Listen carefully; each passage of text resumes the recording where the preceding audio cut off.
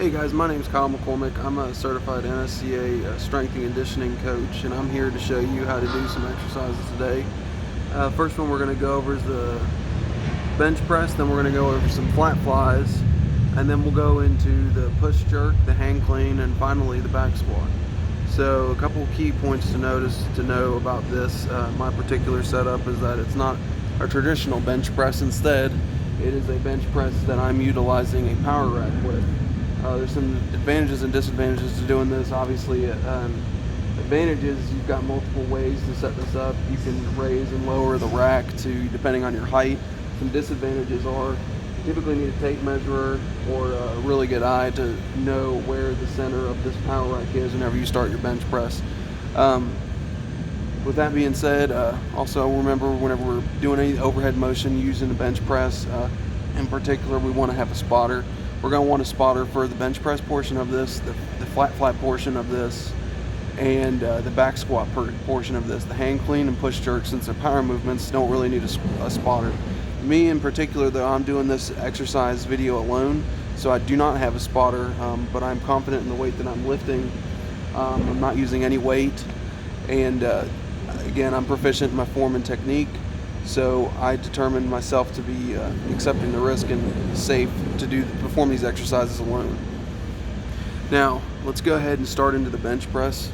A couple of key points you're gonna know about this video is I'm gonna be moving around a little bit from place to place. I'm gonna give you guys first a front view of the bench press exercise and the side view. With the bench press, we want 5 points of contact. That's head, neck, or head, shoulders, buttocks, right foot and left foot on the bench press. So what that means is whenever I get on here, as you can see, I'm laying back, got both my feet planted in a nice closed grip. My thumbs over the bar. We don't like the what we call the suicide grip or the open grip, monkey grip, whatever you guys like to call it, because the bar can roll forward out of it. So we want to keep a closed grip with our thumbs going over the actual barbell. So I'll go ahead and move to the side now so you can see me perform this exercise.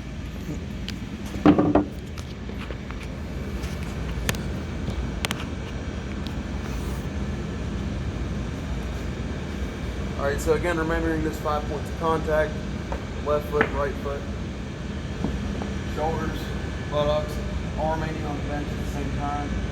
I like to kind of squeeze my two shoulder blades back before I get under the bar, and then as I pick the bar up, I'm lining my fingers. I usually like to line them up on the knurling so that I know that they're in the proper, they're both in equal position.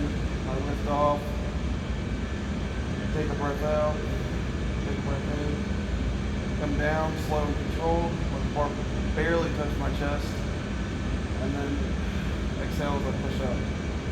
Again, that's down, keep the bar right below the nipple line, and then straight back up. So that is the bench press motion. The next motion we'll go over, and I'll move the camera back again,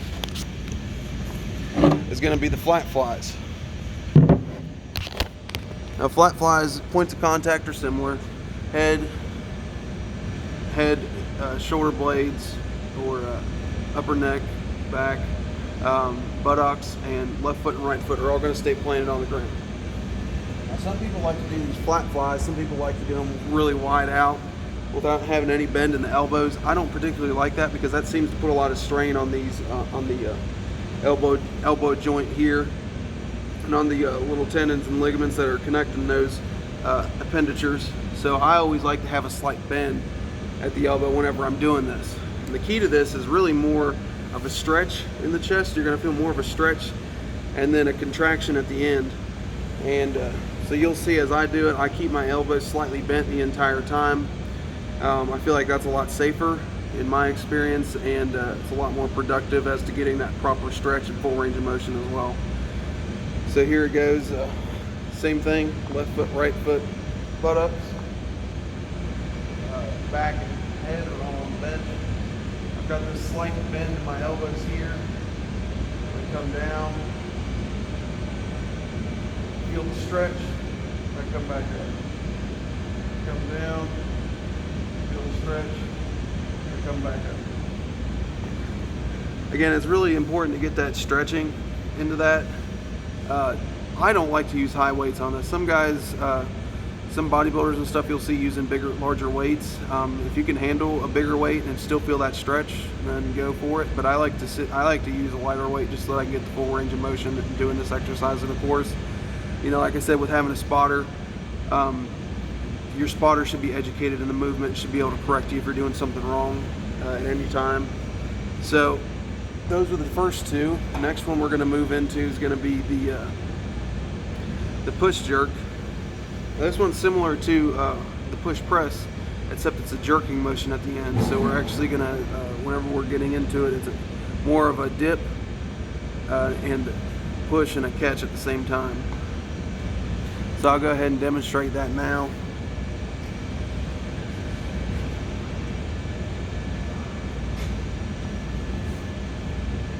So again, with this one, you know, we could start at the ground level, or we can start, you know, at thigh level. I'll go ahead and move this back a little bit.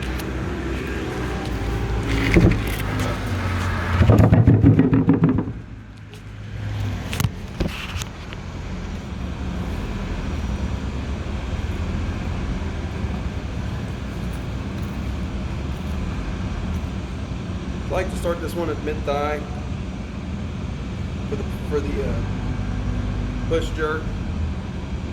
So this one, you're coming up.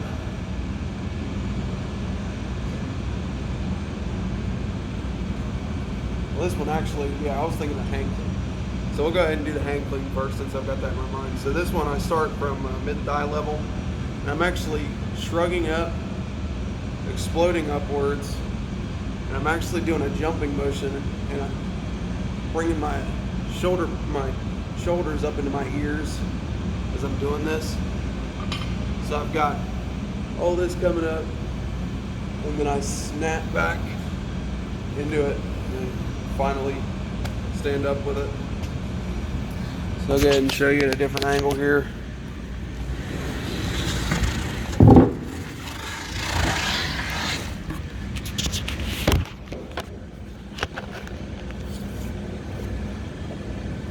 So again, with this, I know you can't really see my feet too well from that.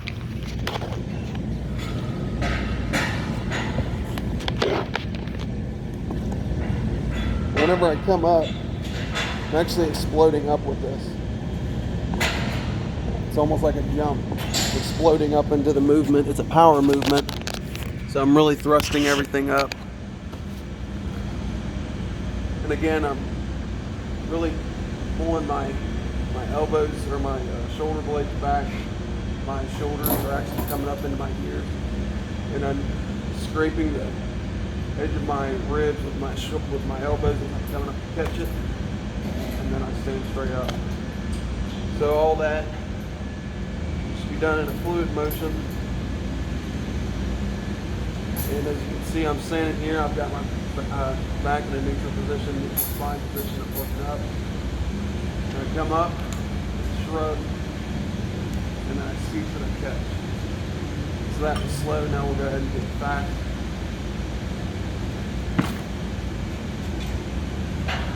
Just like that.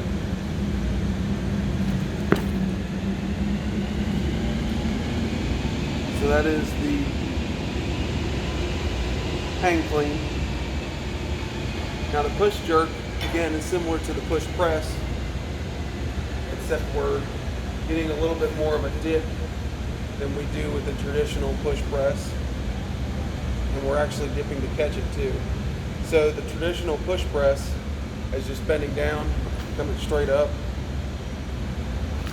This one, we're actually bending down, coming up, and squatting back down to catch it a little bit. Not even really a quarter squat. I mean, I guess you could call it a quarter squat. Coming down, pushing up, and then catching it like that. Again, this is another explosive movement, so we're coming out of the quarter squat, jumping up, thrusting our hips up, thrusting that barbell up, and at the last point we're letting that weight catch as we come down. So the final movement we have here is the actual back squat. So with the back squat, with the power rack, I'll actually move it over here so you can see.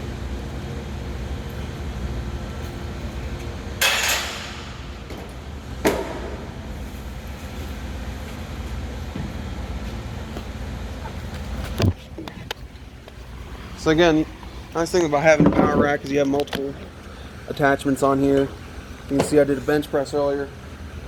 I'll just move it, have another rack if I have one. I'll move it up. I can use it for the back squat. The back squat position, there's a couple key features to this one as well. One is to always get parallel, almost like you're sitting into a chair. You want to get 90-degree angle in your legs, and you come all the way down, come all the way up. Another key thing is to keep your, I always prefer looking up at the ceiling, like the corner where the ceiling meets the wall. Coming up, that keeps your back in a nice neutral position. We're not hunched over or anything like that while we're doing this exercise. And we're doing it slow and controlled. We're not just falling straight down and then coming up.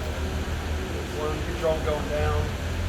And then a good explosive come up, but we're not jumping. We're just pushing up.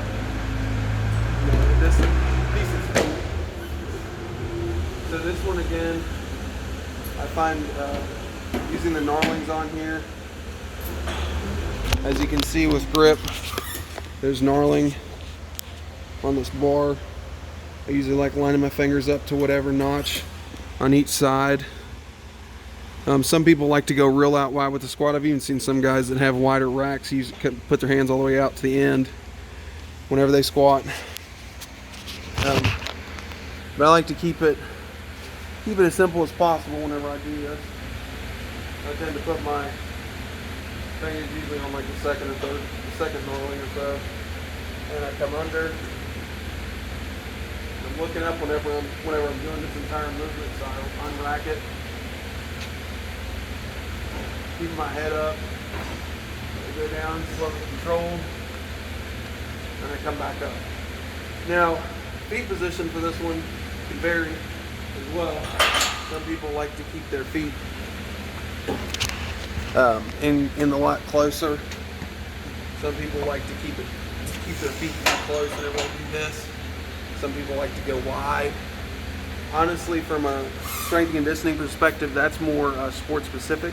Like obviously, if I was dealing with like a basketball player or something, I'd probably have them keep their feet a little bit narrower because that's typically going to be how they're going to be jumping a lot more. Whereas with a lineman or a running back, you know, they can do either or, narrow or wide. For linemen, I typically like them a little bit wider just to get more comfortable with that motion. Also, bodybuilders will say it builds different musculature whenever you do it narrow and wide as well. I've seen some bodybuilders that will alternate just because say it develops different muscles, and it does. It's different areas, focuses different areas of the quads and hamstrings and glutes as well. But other than that, that is my presentation on how to do a proper back squat, hang clean, push jerk, bench press, flat fly. So if you guys have any questions about this video or want to send a comment my way or whatever, see how I can do it a little bit better next time, I'd greatly appreciate it. Thanks and have a great day.